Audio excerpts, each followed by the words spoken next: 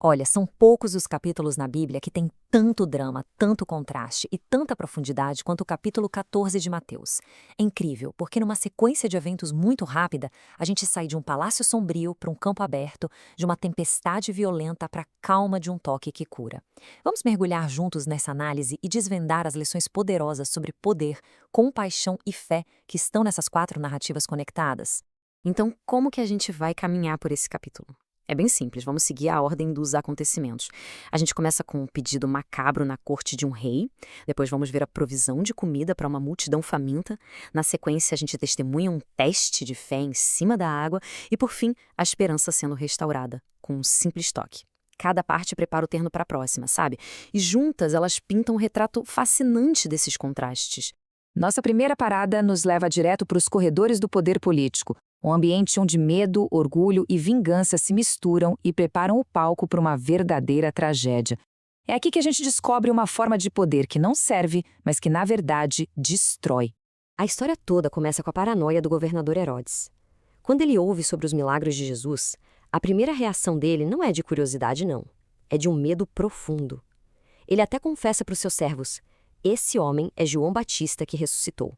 Essa frase já entrega a consciência pesada dele. Herodes está sendo assombrado pelo fantasma do homem que ele mesmo mandou executar, e cujo único crime foi falar a verdade sobre o casamento ilegal do rei com Herodias, que era esposa do irmão dele. Mas como é que a gente chegou nesse ponto? Bom, aqui a gente vê a escalada dos acontecimentos. Primeiro, João critica o rei abertamente defendendo a lei. Isso, claro, leva à prisão dele. Herodes prende João para tentar silenciá-lo, mesmo com um certo medo do povo. Aí, durante a festa de aniversário de Herodes, uma festa cheia de excessos, a filha de Herodias dança. E no auge da festa, talvez embriagado pelo momento, Herodes faz uma promessa impensada em público, um juramento que ia selar o destino de João. E aqui vem um momento que choca todo mundo. A jovem, que foi instruída pela mãe vingativa, Herodias, faz o pedido mais terrível que se possa imaginar. "Quero a cabeça de João Batista num prato agora mesmo." A brutalidade e a urgência do pedido transformam uma festa de celebração num cenário de horror. Não é um pedido de riqueza ou de status, mas de morte, servida como um prato numa festa. Agora, o ponto crucial é o dilema de Herodes. Ele se vê encurralado. De um lado, ele tinha medo do povo, que via João como um profeta. Executar João poderia causar uma revolta. Mas do outro lado tinha o juramento dele, feito na frente de todos os convidados importantes. Voltar atrás seria uma humilhação pública, um sinal de fraqueza.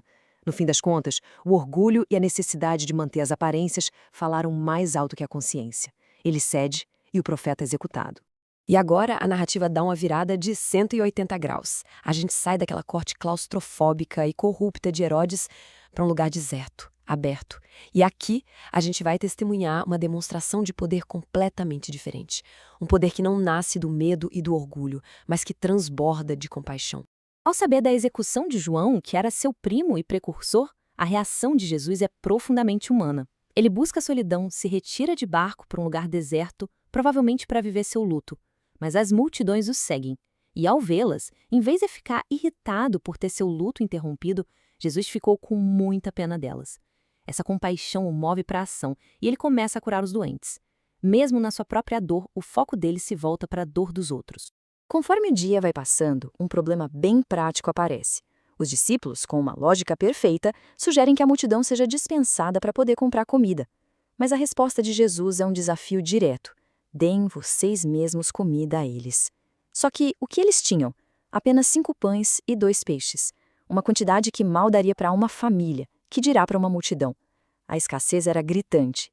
E este slide ilustra perfeitamente o tamanho do desafio. O texto fala em cerca de 5.000 homens, mas com aquele detalhe crucial, sem contar as mulheres e as crianças.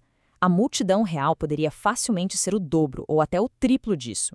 A comparação desses dois números, 5 pães para milhares de pessoas, só ressalta como a situação era absolutamente impossível do ponto de vista humano. Então, como que o impossível acontece? Jesus não faz um espetáculo grandioso, não. Ele executa 4 atos simples, mas cheios de significado. Primeiro, ele olhou para o céu, reconhecendo de onde vinha todo o poder. Segundo, deu graças, um ato de fé antes mesmo do milagre acontecer. Terceiro, partiu os pães. E por último, entregou aos discípulos para que eles distribuíssem.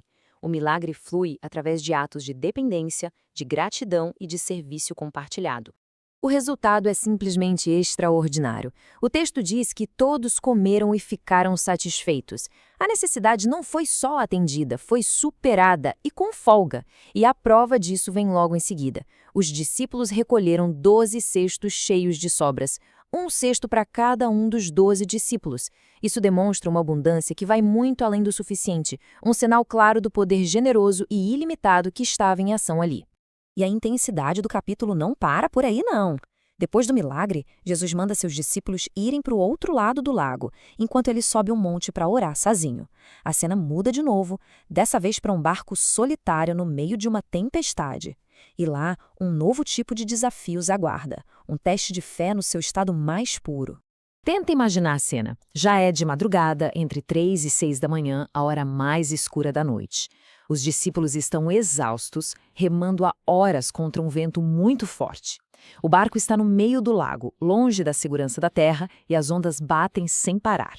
Eles estão isolados, vulneráveis e lutando contra as forças da natureza.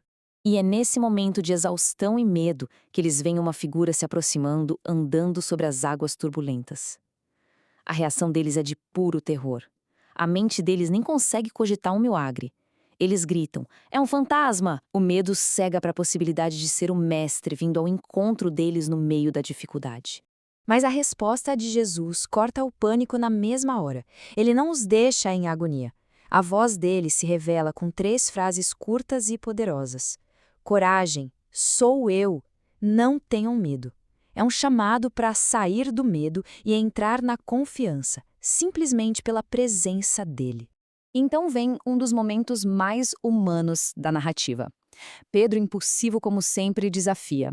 Senhor, se é o Senhor mesmo, mande que eu vá andando sobre a água. E Jesus responde com uma única palavra, venha.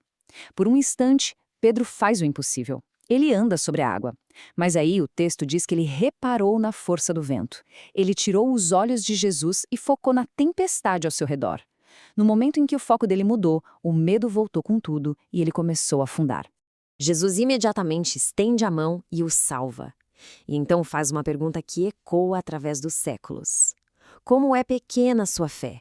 Porque você duvidou. Isso não é uma condenação, mas uma lição. A pergunta sugere que a dúvida não é ausência de fé, mas uma fé dividida. Uma fé que tenta olhar para Jesus e para a tempestade ao mesmo tempo. O ponto central é: onde está o nosso foco? Finalmente, depois da intriga da corte, do milagre da multiplicação e do drama da tempestade, o capítulo termina com uma nota de calma e de esperança.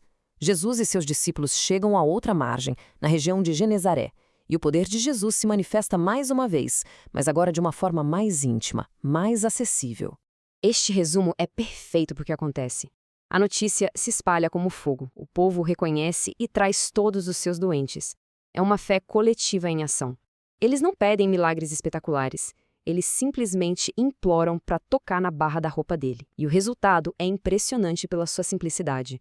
Todos os que tocavam nela ficavam curados. O poder de cura de Jesus é acessível, está disponível para qualquer um que o busque com fé.